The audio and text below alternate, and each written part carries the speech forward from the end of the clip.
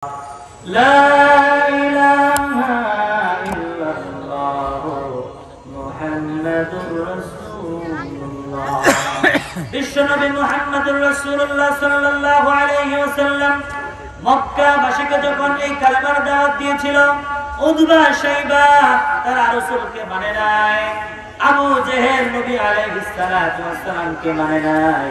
এই দাওয়াত দেওয়ার জন্য বিশ্বনবী চলে গেলেন তায়েফে। কোথায়? তায়েফ শহরটা আমরা মক্কা সফরে যখন গিয়েছি, তায়েফ শহরটা মক্কা মুকাররমা থেকে প্রায় 120 কিলোমিটার দূরে, প্রায় 6000 ফিট উপরে। আল্লাহর নবী সাল্লাল্লাহু আলাইহি ওয়াসাল্লাম সেই জমানায়, সেই আমলে, যেই সময় কোনো ভালো ব্যবস্থা ছিল না, কোনো কাবলের ব্যবস্থা ছিল না, ভালো কোনো যান ব্যবস্থা ছিল না, আল্লাহর নবী সাল্লাল্লাহু আলাইহি ওয়াসাল্লাম দ্বীনের দাওয়াত দেওয়ার জন্য সেদিন তায়েফে চলে গিয়েছিলেন। সুবহানাল্লাহ। বিশ্বনবী মুহাম্মদুর রাসূলুল্লাহ সাল্লাল্লাহু আলাইহি ওয়াসাল্লাম তায়েফবাসীকে ইসলাম বোঝাবার জন্য, এক আল্লাহর পরিচয় বোঝাবার জন্য আল্লাহর রাসূল মক্কা থেকে হিজরত করে তায়েফ চলে গেলেন। তায়েফবাসীও মুহাম্মদুর রাসূলুল্লাহ সাল্লাল্লাহু আলাইহি ওয়াসাল্লামকে মানে নাই। কে না কে দিন প্রচারের কাজে নিজেকে দিয়ে সবিলিয়ে, কে না কে দিন প্রচারের কাজে নিজেকে দিয়ে সবিলিয়ে, তায়েফের কাফিরেরা চিনল না আলো, দুষ্ট ছেলেদের পিছু দিল নিয়ে। পাথরের আঘাতে কত বিকত হয়ে সারা শরীর থেকে রক্ত ঝরে, হে রাসূল তোমাকে ভুলি আমি কেমন করে, হে রাসূল তোমাকে ভুলি আমি কেমন করে। হাজারো ব্যথা বেদনার পরে ফিরে আসনি তুমি আপন ঘরে, হাজারো ব্যথা বেদনার পরে ফিরে আসনি তুমি আপন ঘরে। ঠিক কিনা? আল্লাহ নবী বিশ্বনবী মুহাম্মদুর রাসূলুল্লাহ সাল্লাল্লাহু আলাইহি ওয়াসাল্লাম আপন ঘর ছেড়ে দিয়ে তায়েফবাসীকে জাহান্নামের আগুন থেকে বাঁচাবার জন্য বিশ্বনবী মুহাম্মদুর রাসূলুল্লাহ সাল্লাল্লাহু আলাইহি ওয়াসাল্লাম তায়েফ গিয়েছিলেন। তায়েফ গিয়েছেন। তায়েফের একজন লিডার মক্কা কুরাইশ বংশে বিয়ে করেছে। এই আত্মীয়দেরকে জাহান্নামের আগুন থেকে বাঁচাবার জন্য, তাদেরকে জাহান্নামের অগ্নি থেকে বাঁচাবার জন্য আল্লাহ রাসূল এত কষ্ট করে, এত মুজাহাদা করে রাসূল তায়েফ চলে গেছে।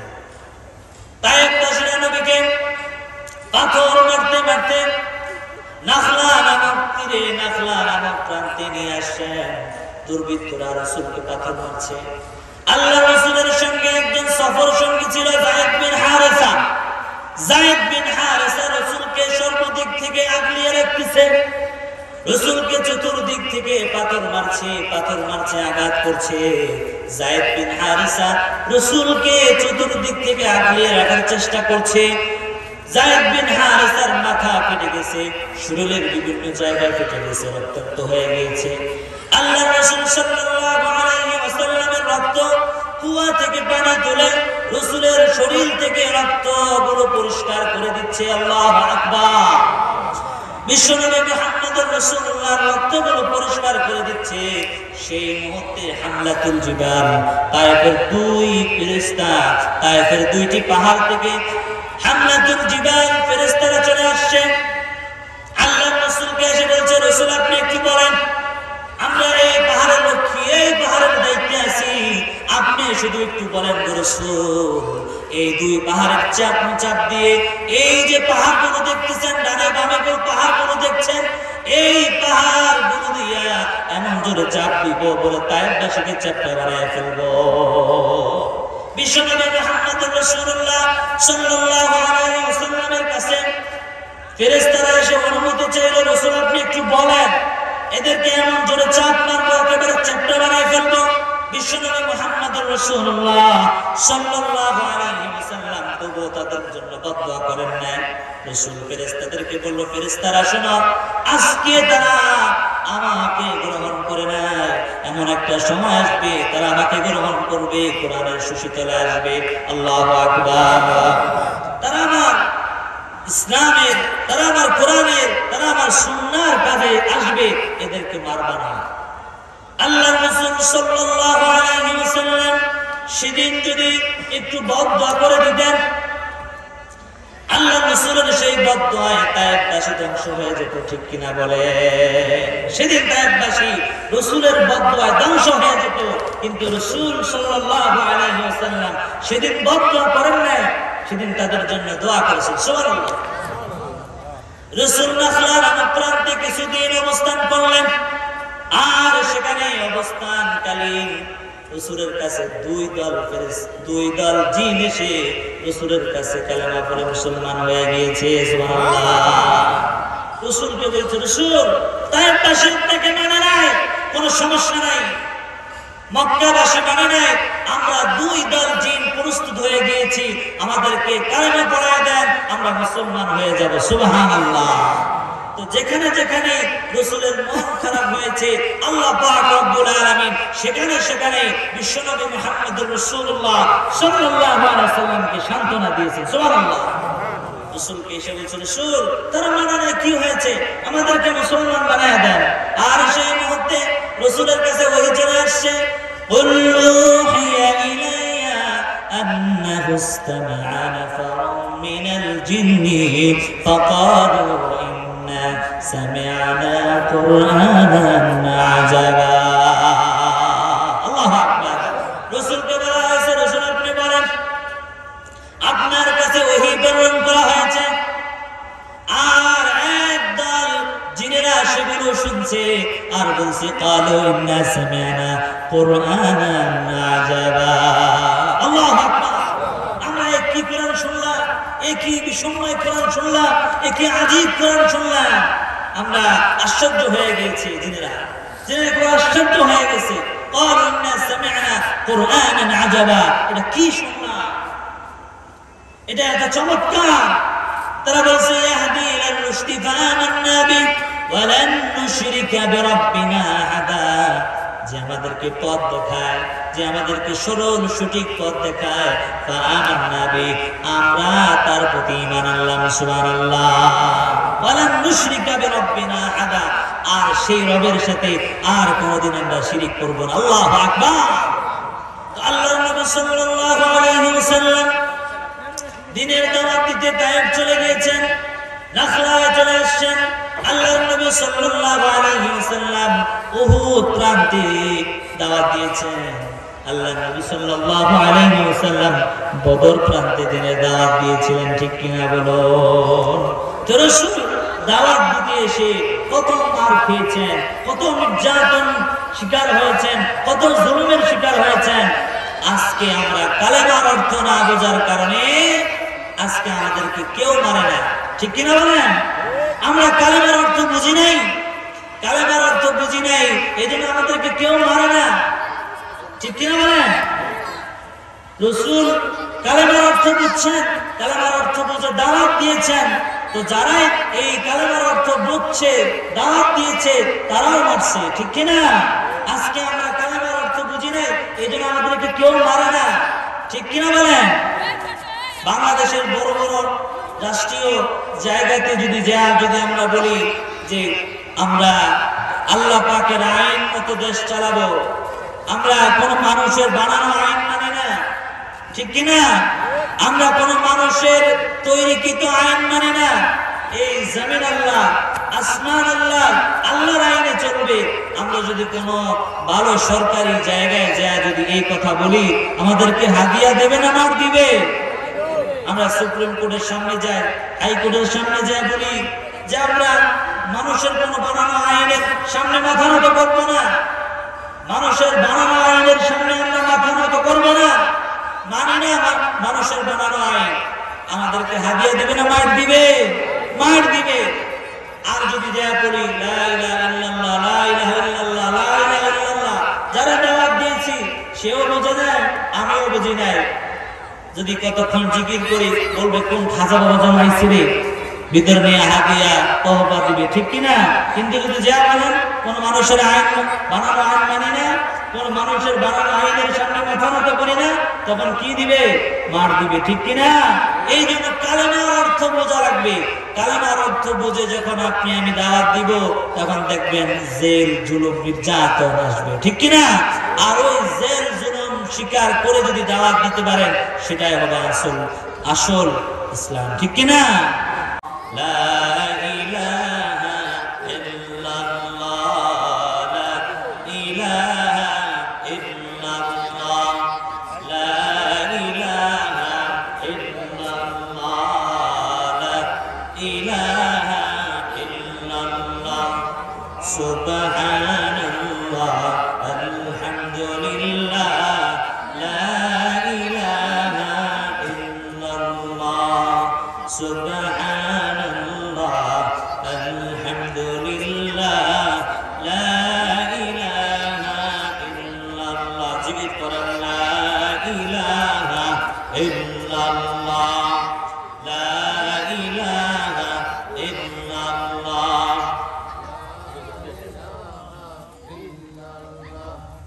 লা ইলাহা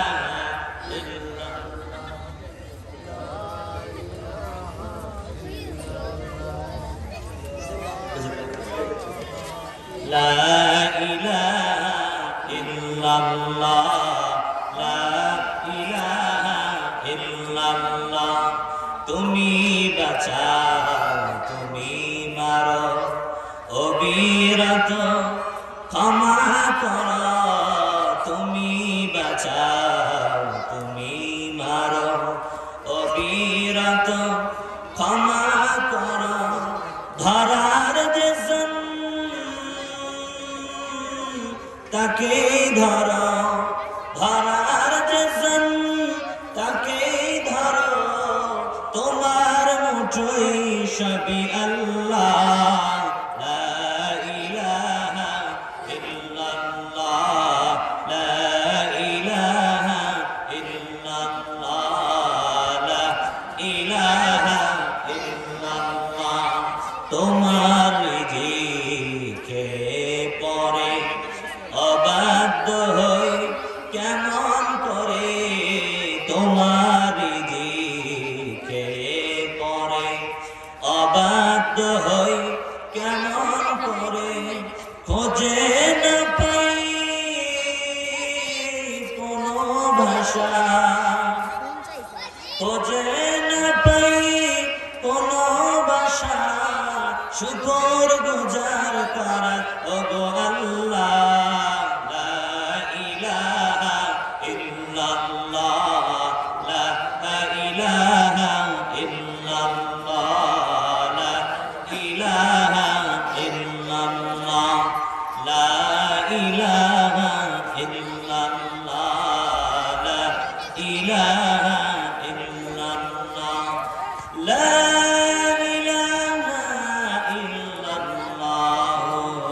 মুহাম্মাদুর রাসূলুল্লাহ সাল্লাল্লাহু আলাইহি ওয়াসাল্লাম।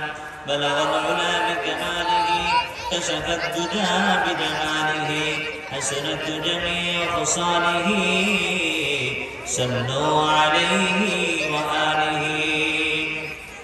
আমার মুরব্বি ভাইরা, আপনারা যারা আসছেন, মেহেরবানি করে একটু সামনে চলে আসেন, কষ্ট করে। মাহফিলের সুবিধার্থে, আল্লাহর জন্য আমরা মুরব্বি ভাইরা যারা আসছি, আমরা একটু সামনে বসি, তাহলে ইনশাআল্লাহ মাহফিলটা সুন্দর হবে। এই যে পাশ থেকে যে ভাইরা আসছেন, মেহেরবানি করে কোরআনের আলোচনা, কোরআনের মজমা, কোরআনের মনসব, এই জন্য কোরআনের মনসব সম্মানার্থে মেহেরবানি করে একটু সামনে চলে আসলে ভালো হয়।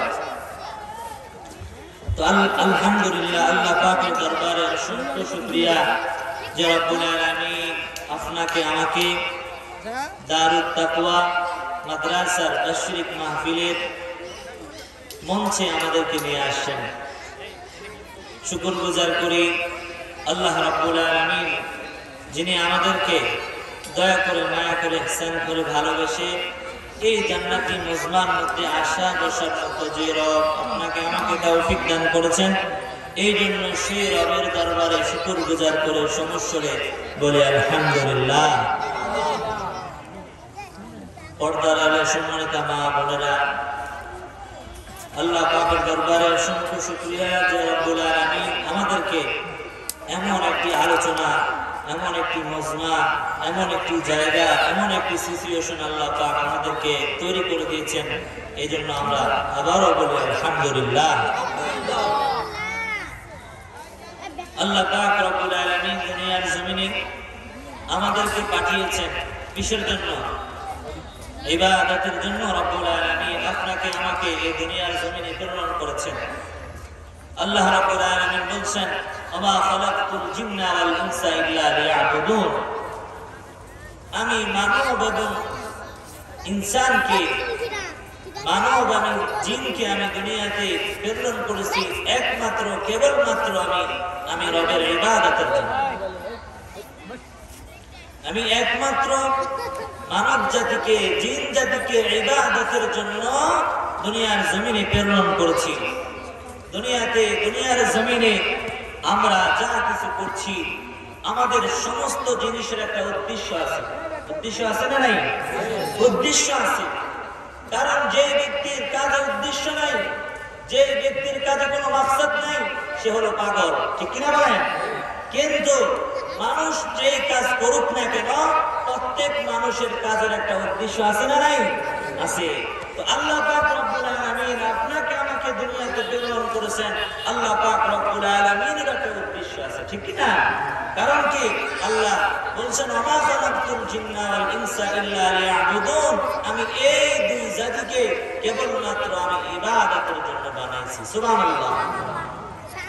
এই দুনিয়ার মানুষ জীবন যাপন করতে গেলে তাদের খাইতে হবে, তাদের ঘুমাইতে হবে, তাদের বাজার করতে হবে, তাদের ব্যবসা বাণিজ্য করতে হবে। আল্লাহ পাক বলছেন, বান্দা যখন আমার নিয়ম অনুযায়ী, রাসূলের তরিকা অনুযায়ী যেই কাজটাই করবে, সেই কাজটাই ইবাদত হয়ে যাবে। সুবহানাল্লাহ পড়ে। বান্দা বাজারে যাচ্ছে, দোয়া করতেছে।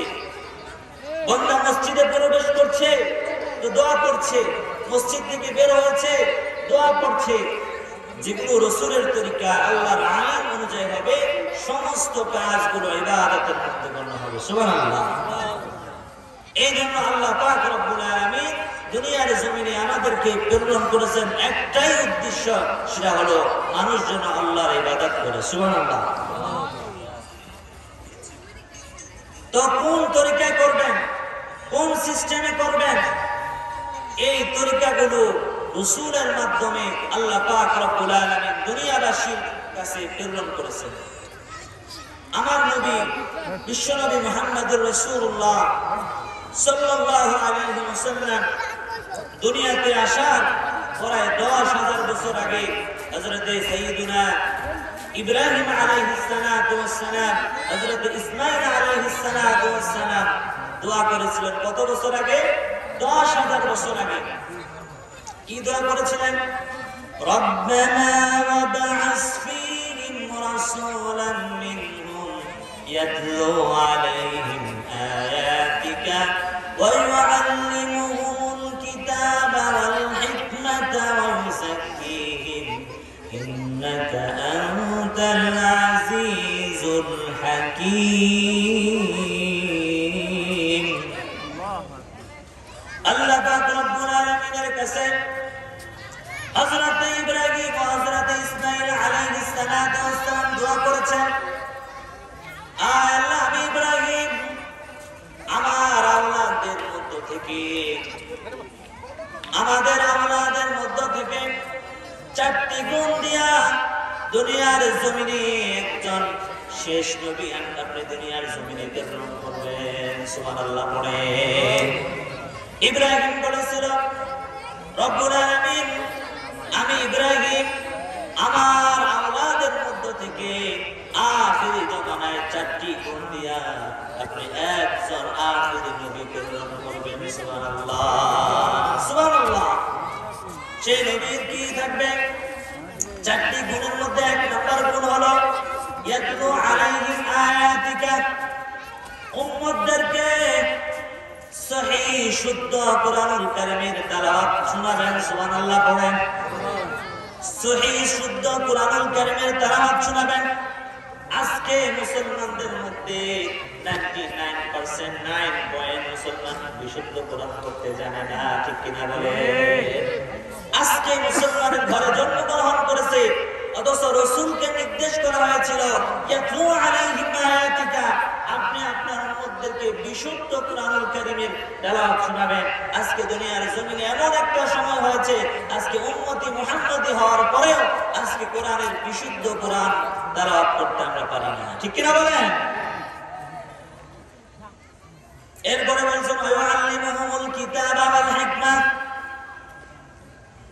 এই কোরআন আপনি শিক্ষা দিবেন। ওয়াআল্লিমুহুমুল কিতাব, এই কিতাবের জ্ঞান দান করবেন, এই কিতাবের শিক্ষা দান করবেন।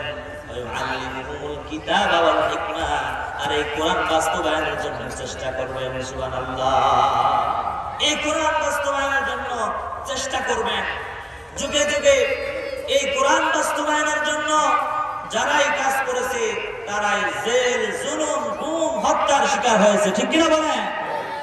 যারা এই কোরআনের কথা বলেছে, যারা ইসলামের কথা বলেছে, যারা কোরআনের পক্ষে ছিল, যারা হাদিসের পক্ষে ছিল, যারা ইসলামের পক্ষে ছিল, তারাই জেল, জুলুম, নির্যাতনের শিকার হয়েছিল, ঠিক কিনা? নবী রাসূলুল্লাহ এই কোরআন যখন বাস্তবায়ন করতে গিয়েছেন, নবীরা মার খেয়েছেন, কিন্তু কোন নবী মার খাওয়ার পরেও থেমেছিলেন না, ঠিক কিনা বলে? থেমেছিল? কেউ থেমেছিল না, কেউ থেমেছিল না। এই জন্য কোরআনের দাওয়াত আপনার আমার দিতে হবে, এই কোরআনের তালিম মানুষকে দিতে হবে, কোরআনের তালিম মানুষ শিখতে হবে, এর বিকল্প কোনো রাস্তা নাই। এরপরে 4 নম্বর হলো ইউযাক্কিহিম, রাসূলকে বলছে রাসূল তাদের আত্মাগুলোকে আপনি পরিশুদ্ধ করে দিবেন।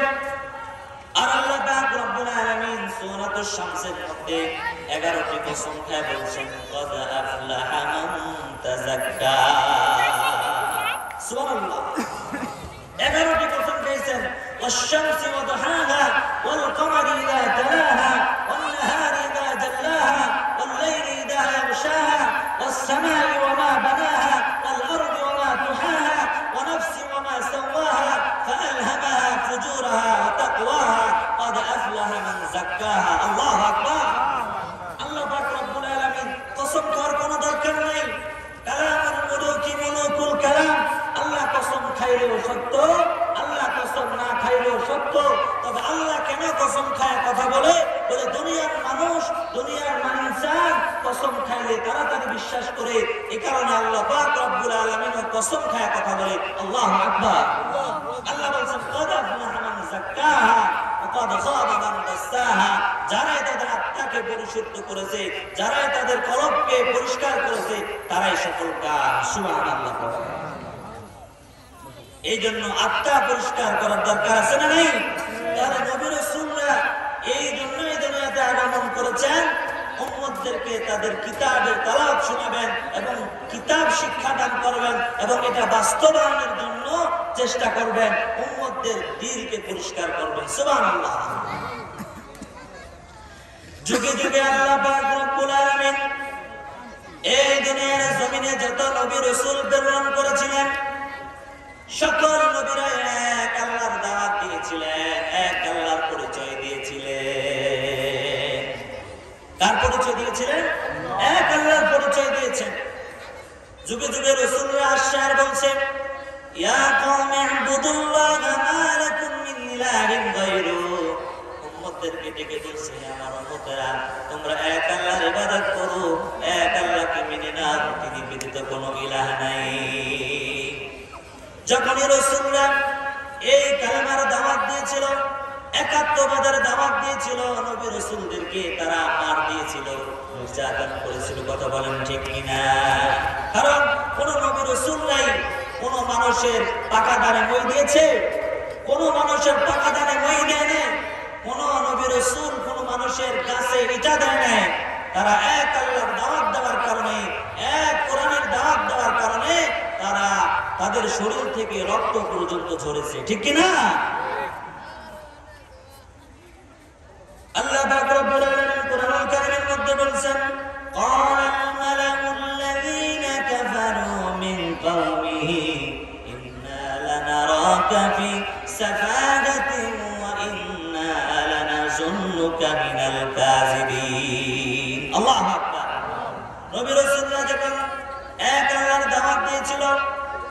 নেতারা বলেছিল, কওমের নেতারা বলেছিল, কওমের নেতা আছে না নাই, সমাজের নেতা আছে না নাই, নেতা শ্রেণীর মানুষরা বলছিল ইন্না লানারাকা ফি সাফাহাতিন ওয়া ইন্না লানাযুন্নুকা মিনাল কাযিবিন। যখন আল্লাহ আল্লাহর পরিচয় দিয়েছিল তখন বলছে তুমি একটা নির্বোধ, তুমি কি, তুমি একটা নির্বোধ, ওয়া ইন্না লানাযুন্নুকা মিনাল কাযিবিন, তুমি যা কিছু বলছো তুমি মিথ্যে কথা বলছো। নাউযুবিল্লাহ। নবী রাসূলরা মিথ্যা কথা বলে? নবী রাসূলরা মিথ্যা কথা বলে না।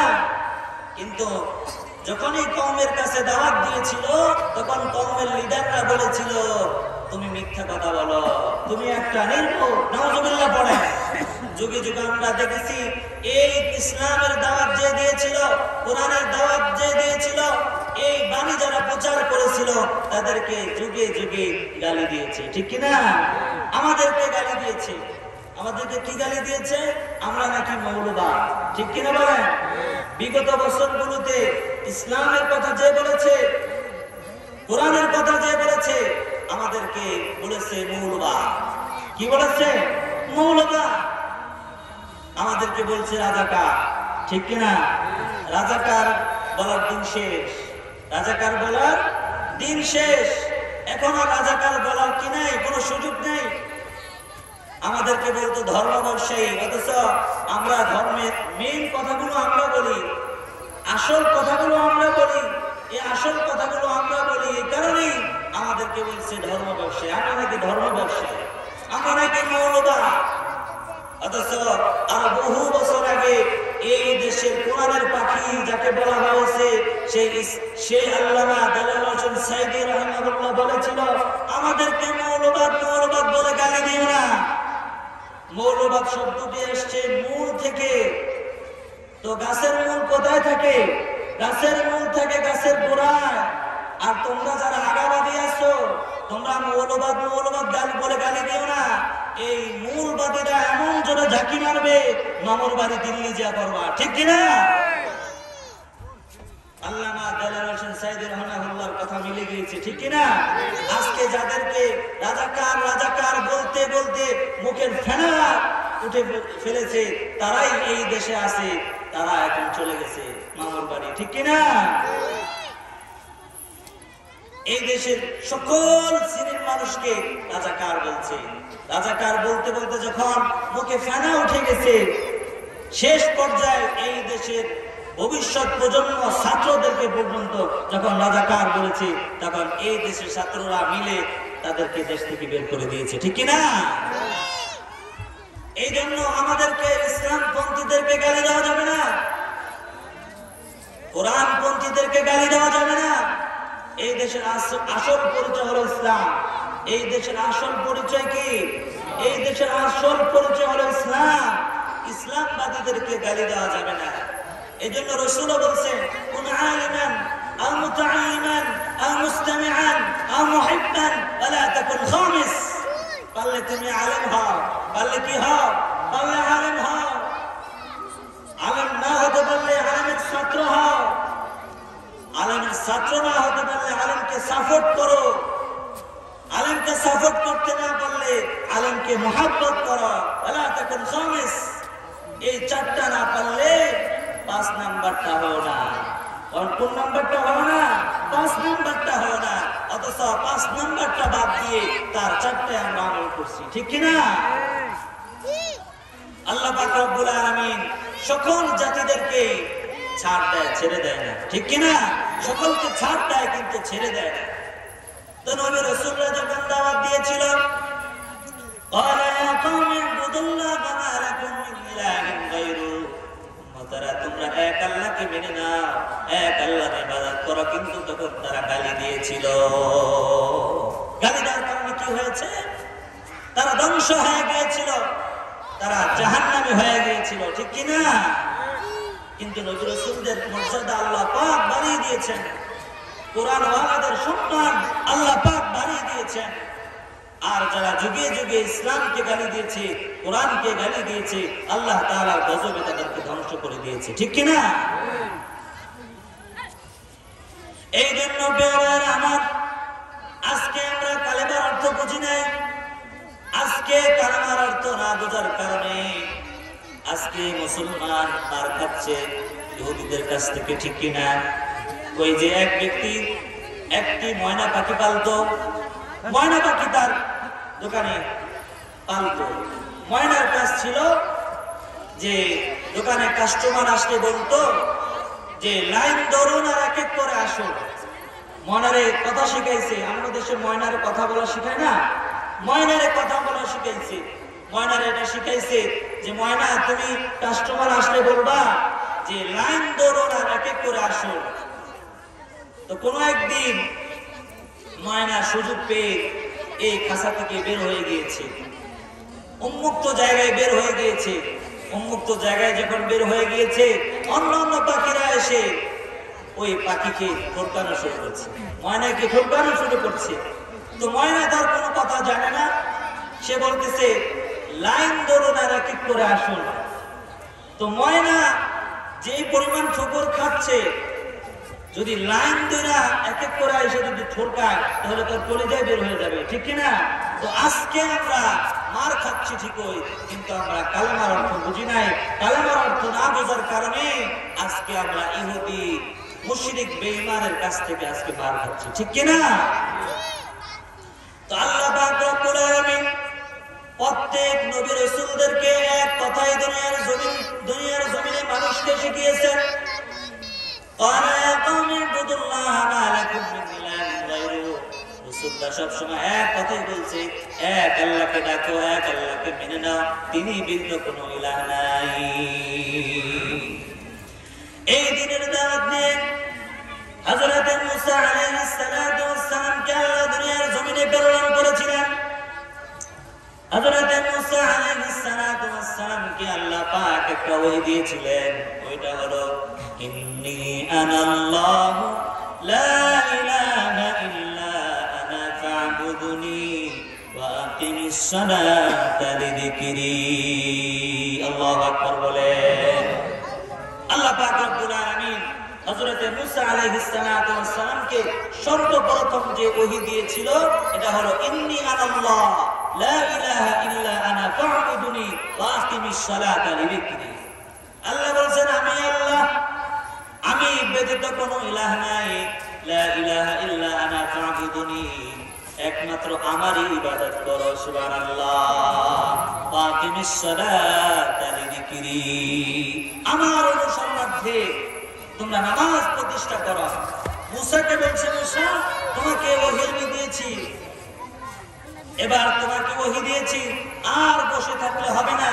রাসূলকেও বলছে ইয়া আইয়ুহাল মুযাম্মিল কুমিল লাইলা ইল্লা কালিলা নিসফাহু আও ইনকুস মিনহু কালিলা।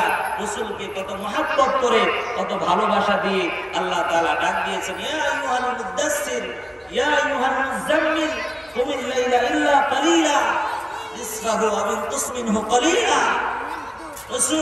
রাসূলকে ডাকছে কম্বলওয়ালা, কি বলে ডাক দিছে, ইয়া আইয়ুহাল মুযাম্মিল, হে কম্বলওয়ালা, এবার দাঁড়া, এবার রবের সামনে দাঁড়ান, রবের সামনে দাঁড়িয়ে এবার সিজদা করেন, সুবহানাল্লাহ। তো মুসাকে ওহী দিয়েছে আকিমিস সালাতা লিযিকরি, আমার অনুসরণার্থে নামাজ প্রতিষ্ঠা করো।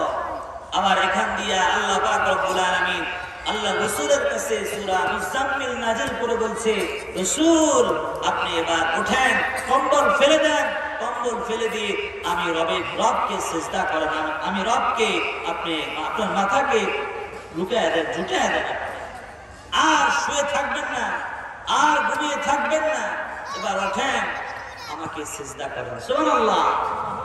যখন মানুষ সিজদা করে, যখন মানুষ কি করে, মানুষ সিজদা করে, তখন মানুষ আল্লাহর বান্দা আল্লাহর কাছাকাছি চলে যায়, সুবহানাল্লাহ।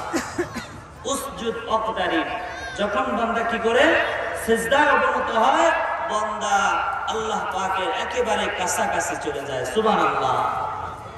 আল্লাহ পাকের কাছাকাছি হওয়ার জন্য একটাই মাধ্যম, সেটা হলো নামাজ। সেটা কি? নামাজ।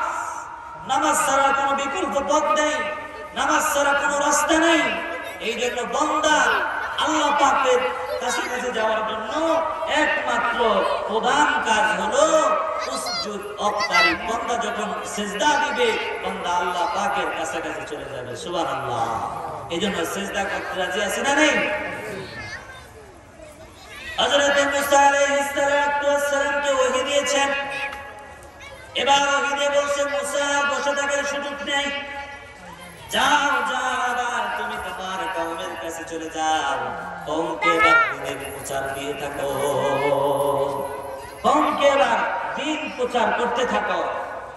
আল্লাহ পাক রব্বুল আলামিন যখন হযরত মুসা আলাইহিস সালামের কাছে ওহী দিয়েছেন, এবার বলছে মুসা যাও, তোমার উম্মত গুমরাহির মধ্যে আছে, তোমার উম্মত বিদআতের মধ্যে আছে, তোমার উম্মত শিরকের মধ্যে আছে, যাও তোমার উম্মতদেরকে দাওয়াত দাও, যাও মুসা।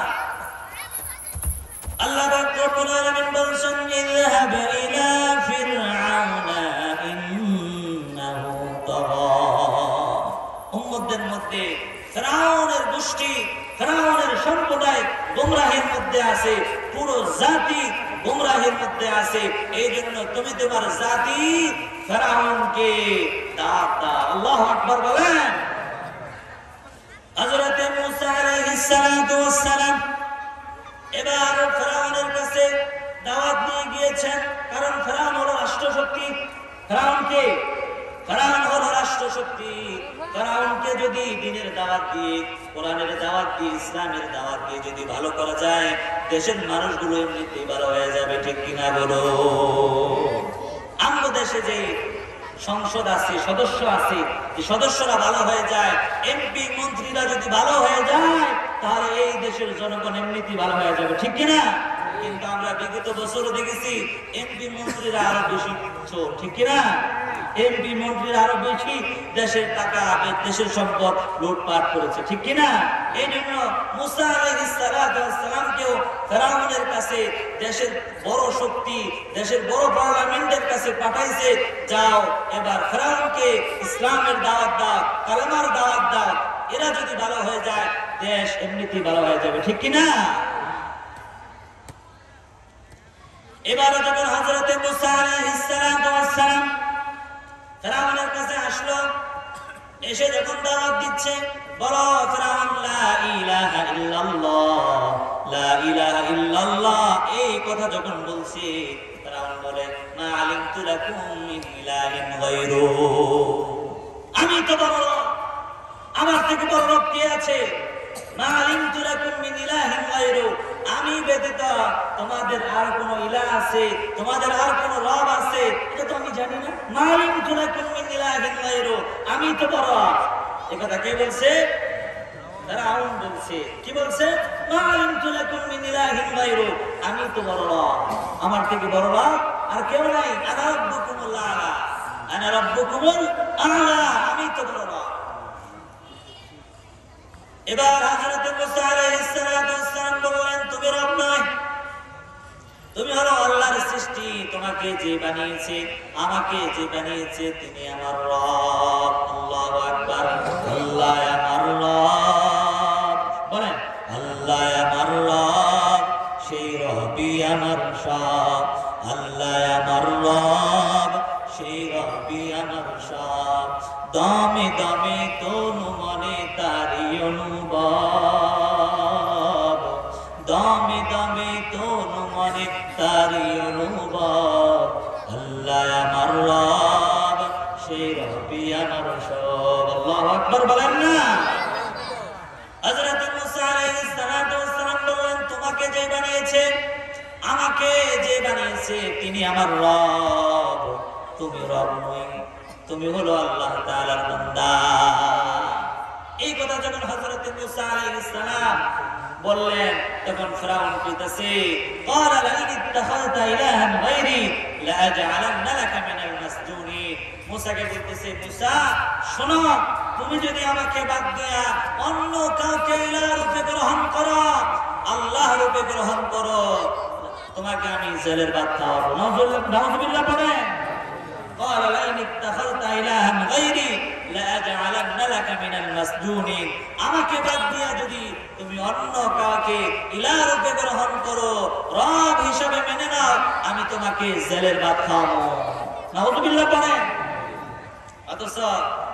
অথচ আল্লাহ পাকের পয়গাম নিয়ে আসছেন, আল্লাহ পাকের দাওয়াত নিয়ে আসছেন, আল্লাহ পাকের একাত্মবাদের দাওয়াত নিয়ে এসছেন, ঠিক কিনা বলেন? অথচ বিগত বছরগুলোতে যারা এই দাওয়াত দিয়েছিল তাদেরকে জেল, জুলুম, নির্যাতনের শিকার হতে হয়েছে, ঠিক কিনা? আমরা জানি না অনেক কিছু, কিন্তু এই আল্লাহ পাকের কোরআনের দাওয়াত যারা দিয়েছিল তারা জেল, জুলুমের শিকার হয়েছিল, ঠিক কিনা? যারা এই কোরআনের দাওয়াত দিতে গিয়ে, এই কালেমার দাওয়াত দিতে গিয়ে শহীদ মর্যাদা শহীদ হয়েছেন, আল্লাহ পাক যেন তাদের কবরকে রওজাতুম মিন রিয়াজিল জান্নাহ বানায় দেয়। সকলে পড়েন আমিন। আল্লাহ পাক রব্বুল আলামিন ফেরাউনকে অনেক শক্তি দিয়েছিল, ঠিক কিনা? কিন্তু তার বিপরীতে আল্লাহ পাক রব্বুল আলামিন হযরতে মুসা আলাইহিস সালাতু ওয়াস সালামকে একটা পাওয়ারফুল ক্ষমতা দিয়েছিল, ঠিক কিনা বলেন? তো এই যুগে যুগে নবী রাসূলরা দাওয়াত দিয়েছিল, এক আল্লাহর দাওয়াত দিয়েছিল, কিন্তু ব্যর্থ উম্মতেরা ও নবী রাসূলদেরকে গ্রহণ করে না, ঠিক কিনা? আমার নবী বিশ্ব নবী মুহাম্মদুর রাসূলুল্লাহ সাল্লাল্লাহু আলাইহি ওয়াসাল্লাম কুরাইশ বংশে জন্মগ্রহণ করেছে, মক্কায় জন্মগ্রহণ করেছে, মক্কাবাসীদেরকে ইসলামের দাওয়াত দিচ্ছে, এক আল্লাহর দাওয়াত দিয়েছে, কিন্তু মক্কাবাসী রাসূলকে গ্রহণ করছে না। পুরো মক্কা শহর একদিকে, মুহাম্মদুর রাসূলুল্লাহ সাল্লাল্লাহু আলাইহি ওয়াসাল্লাম অপরদিকে। আবু জাহেল, উতবা, শাইবা কাউকে মানাইতে পারতেছে না, জিকির করে লা ইলাহা ইল্লাল্লাহ, লা ইলাহা, লা ইলাহা ইল্লাল্লাহ মুহাম্মাদুর রাসূলুল্লাহ। বিশ্বনবী মুহাম্মদুর রাসূলুল্লাহ সাল্লাল্লাহু আলাইহি ওয়াসাল্লাম মক্কাবাসীকে যখন এই কালেমার দাওয়াত দিয়েছিল, উতবা, শাইবা তারা রাসূলকে মানে নাই, আবু জেহেল নবী আলাইহিস সালাতু ওয়াস সালামকে মানে নাই। এই দাওয়াত দেওয়ার জন্য বিশ্বনবী চলে গেলেন তায়েফে। কোথায়? তায়েফ শহরটা আমরা মক্কা সফরে যখন গিয়েছি, তায়েফ শহরটা মক্কা মুকাররমা থেকে প্রায় 120 কিলোমিটার দূরে, প্রায় 6000 ফিট উপরে। আল্লাহর নবী সাল্লাল্লাহু আলাইহি ওয়াসাল্লাম সেই জমানায়, সেই আমলে, যেই সময় কোনো ভালো ব্যবস্থা ছিল না, কোনো কাবলের ব্যবস্থা ছিল না, ভালো কোনো যান ব্যবস্থা ছিল না, আল্লাহর নবী সাল্লাল্লাহু আলাইহি ওয়াসাল্লাম দ্বীনের দাওয়াত দেওয়ার জন্য সেদিন তায়েফে চলে গিয়েছিলেন। সুবহানাল্লাহ। বিশ্বনবী মুহাম্মদুর রাসূলুল্লাহ সাল্লাল্লাহু আলাইহি ওয়াসাল্লাম তায়েফবাসীকে ইসলাম বোঝাবার জন্য, এক আল্লাহর পরিচয় বোঝাবার জন্য আল্লাহর রাসূল মক্কা থেকে হিজরত করে তায়েফ চলে গেলেন। তায়েফবাসীও মুহাম্মদুর রাসূলুল্লাহ সাল্লাল্লাহু আলাইহি ওয়াসাল্লামকে মানে নাই। কে না কে দিন প্রচারের কাজে নিজেকে দিয়ে বিলিয়ে, কে না কে দিন প্রচারের কাজে নিজেকে দিয়ে বিলিয়ে, তায়েফের কাফিরেরা চিনল না আলো, দুষ্ট ছেলেদের পিছু দিল লেলিয়ে।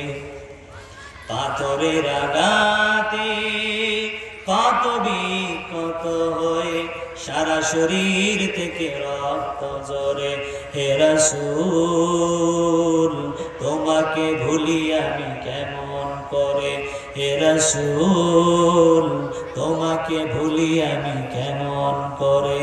হাজারো ব্যথা বেদনার পরে ফিরে আসনি তুমি আপন ঘরে, হাজারো ব্যথা বেদনার পরে ফিরে আসনি তুমি আপন ঘরে, ঠিক কিনা?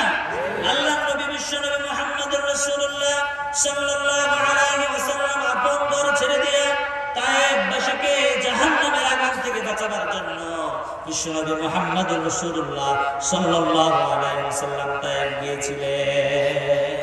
তায়েফ গিয়েছেন, তায়েফের একজন লিডার মক্কা কুরাইশ বংশে বিয়ে করেছে, এই আত্মীয়দেরকে জাহান্নামের আগুন থেকে বাঁচাবার জন্য, তাদেরকে জাহান্নামের অগ্নি থেকে বাঁচাবার জন্য আল্লাহ রাসূল এত কষ্ট করে, এত মুজাহাদা করে রাসূল তায়েফ চলে গেছে। তায়েফ বাসীরা নবীকে পাথর মারতে মারতে নাখলা নামক তীরে, নাখলা নামক প্রান্তে নিয়ে আসেন। দুর্বৃত্তরা রাসূলকে পাথর মারছে। আল্লাহ রাসূলের সঙ্গে একজন সফর সঙ্গী ছিল যায়েদ বিন হারেসা। যায়েদ বিন হারেসা রাসূলকে সর্বদিক থেকে আগলিয়ে রাখতেছে। রাসূলকে চতুর্দিক থেকে পাথর মারছে, আঘাত করছে। যায়েদ বিন হারেসা রাসূলকে চতুর্দিক থেকে আগলিয়ে রাখার চেষ্টা করছে। যায়েদ বিন হারেসার মাথা ফেটে গেছে, শরীরের বিভিন্ন জায়গায় ফেটে গেছে, রক্তাক্ত হয়ে গিয়েছে। আল্লাহ রাসূল সাল্লাল্লাহু আলাইহি ওয়াসাল্লামের রক্ত কুয়া থেকে পানি তুলে রাসূলের শরীর থেকে রক্তগুলো পরিষ্কার করে দিচ্ছে। আল্লাহু আকবার। বিশ্বনবী মুহাম্মদুর রাসূলুল্লাহর রক্তগুলো পরিষ্কার করে দিচ্ছে। সেই মুহূর্তে হামলাতুল জিবাল, তায়েফের দুই ফেরেশতা, তায়েফের দুইটি পাহাড় থেকে হামলাতুল জিবাল ফেরেশতারা চলে আসছে। আল্লাহর রাসূলকে এসে বলছে, রাসূল আপনি একটু বলেন, আমরা এই পাহাড়ের লক্ষ্মী, এই পাহাড়ের দায়িত্বে আছি, আপনি শুধু একটু বলেন রাসূল, এই দুই পাহাড়ের চাপ দিয়ে এই যে পাহাড়গুলো দেখতেছেন, ডানে বামে পাহাড়গুলো দেখছেন, এই পাহাড়গুলো দিয়া এমন জোরে চাপ দিব বলে তায়েফবাসীকে চাপটা বাড়ায় ফেলবো। বিশ্বনবী মুহাম্মদুর রাসূলুল্লাহ সাল্লাল্লাহু আলাইহি ওয়াসাল্লামের কাছে ফেরেশতারা এসে অনুমতি চাইল, রাসূল আপনি একটু বলেন, এদেরকে এমন জোরে চাপ মারবো একেবারে চাপটা বানায় ফেলবো। বিশ্বনবী মুহাম্মদুর রাসূলুল্লাহ সাল্লাল্লাহু আলাইহি ওয়াসাল্লাম তবুও তাদের জন্য বদদুয়া করেন না। রাসূল ফেরেশতাদেরকে বলল, ফেরেশতারা শোনো, আজকে তারা আমাকে গ্রহণ করে নাই, এমন একটা সময় আসবে তারা আমাকে গ্রহণ করবে, কোরআনের সুশীতলে আসবে। আল্লাহু আকবার। তারা আমার ইসলামের, তারা আমার কোরআনের, তারা আমার সুন্নাহর কাজে আসবে, এদেরকে মারবা না। আল্লাহর রাসূল সাল্লাল্লাহু আলাইহি ওয়াসাল্লাম সেদিন যদি একটু বদদুয়া করে দিতেন, আল্লাহর রাসূলের সেই বদদুয়ায় তায়েফবাসী ধ্বংস হয়ে যেত, ঠিক কিনা বলে? সেদিন তায়েফবাসী রাসূলের বদদুয়ায় ধ্বংস হয়ে যেত, কিন্তু রাসূল সাল্লাল্লাহু আলাইহি ওয়াসাল্লাম সেদিন বদদুয়া করেন নাই, সেদিন তাদের জন্য দোয়া করেছেন। সুবহানাল্লাহ। রাসূল নাখলার প্রান্তে কিছুদিন অবস্থান করলেন, আর সেখানে অবস্থানকালীন রাসূলের কাছে দুই দল জিন এসে রাসূলের কাছে কালেমা পড়ে মুসলমান হয়ে গিয়েছে। সুবহানাল্লাহ। রাসূলকে বলছে, রাসূল তায়েফবাসী আপনাকে মানে নাই, কোনো সমস্যা নাই, মক্কাবাসী মানে নাই, আমরা দুই দল জিন প্রস্তুত হয়ে গিয়েছি, আমাদেরকে কালেমা পড়ায় দেন, আমরা মুসলমান হয়ে যাব। সুবহানাল্লাহ। তো যেখানে যেখানে রাসূলের মন খারাপ হয়েছে, আল্লাহ পাক রব্বুল আলামিন সেখানে সেখানে বিশ্বনবী মুহাম্মদুর রাসূলুল্লাহ সাল্লাল্লাহু আলাইহি ওয়াসাল্লামকে সান্ত্বনা দিয়েছেন। সুবহানাল্লাহ। রাসূলকে এসে বলছেন, রাসূল তারা মানে না, কি হয়েছে, আমাদেরকে মুসলমান বানায় দেন। আর সেই মুহূর্তে রাসূলের কাছে ওহী চলে আসছে, কুল উহিয়া ইলাইয়া আন্নাহু ইসতামা'a নাফারুম মিনাল জিন্নি ফাকালু سمعنا قرآنا عجبا। আল্লাহু আকবার।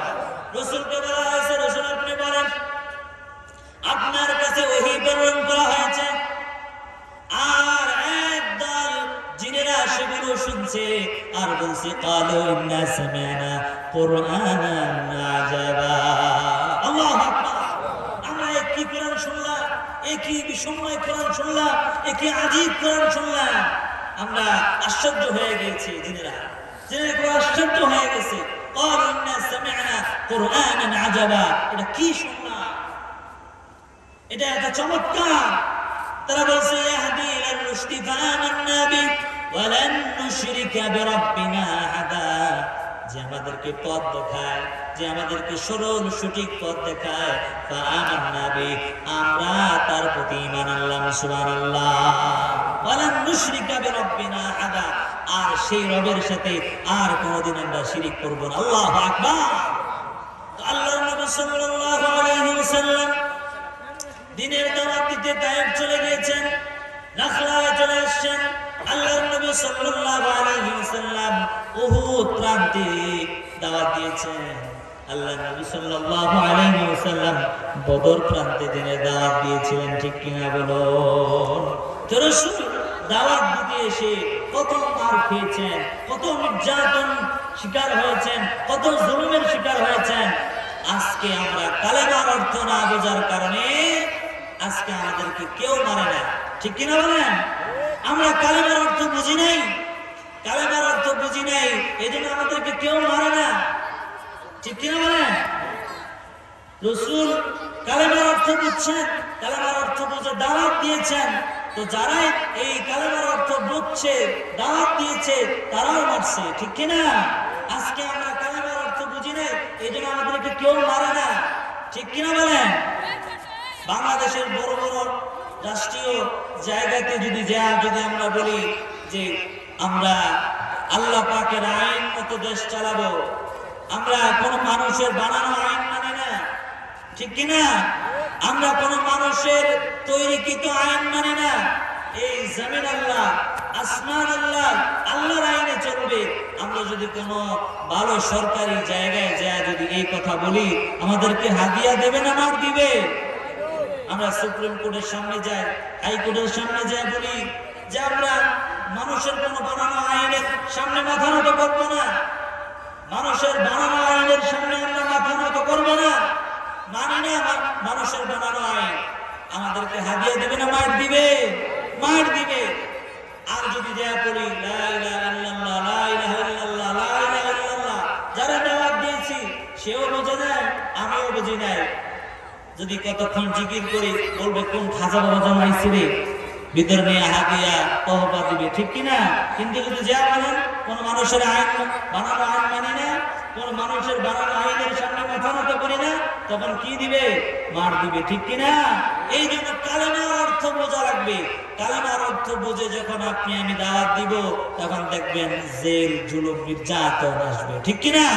আর ওই জেল জুলুম স্বীকার করে যদি দাওয়াত দিতে পারেন, সেটাই হবে আসল ইসলাম, ঠিক কিনা? এই জন্য এই দুনিয়ার জমিন থেকে আপনার আমার একদিন হায়াত শেষ হয়ে যাবে, একদিন এই দুনিয়ার জমিন থেকে আমাদের চলে যাওয়া লাগবে, ঠিক কিনা বলেন? আমরা অনেক সময় দেখতে পাই অনেকে বিমান দুর্ঘটনায় মারা গিয়েছে, অনেকে লঞ্চ ডুবিতে মারা গিয়েছে, বিমান দুর্ঘটনায় মারা গিয়েছে, বিমানের আগুনে মানুষের লাশ জ্বলে পুড়ে ছারখার হয়ে গিয়েছে, ঠিক কিনা বলেন? এখন প্রশ্ন হলো, হুজুর, যে বিমান দুর্ঘটনায় মারা গিয়েছে তার কবর কোথায়?